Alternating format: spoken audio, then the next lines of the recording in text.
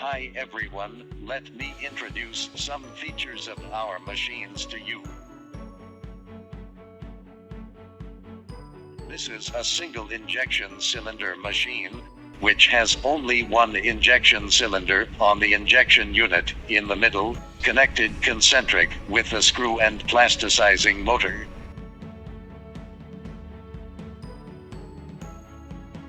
There is no oil in the front chamber of the cylinder, so during injection, only air will be pushed out in the front chamber of cylinder, but not oil be pushed out.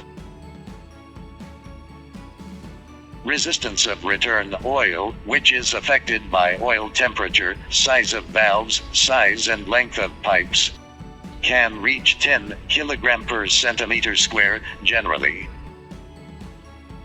If shooting speed increase, resistance will increase accordingly.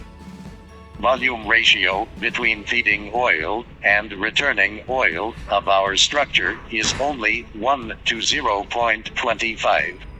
That is to say, when 100 liter oil feeding into the cylinder, only 25 liter goes to returned. The figure and data above fully shows that return oil resistance of our structure is greatly reduced, which is only 2 kg per centimeter square.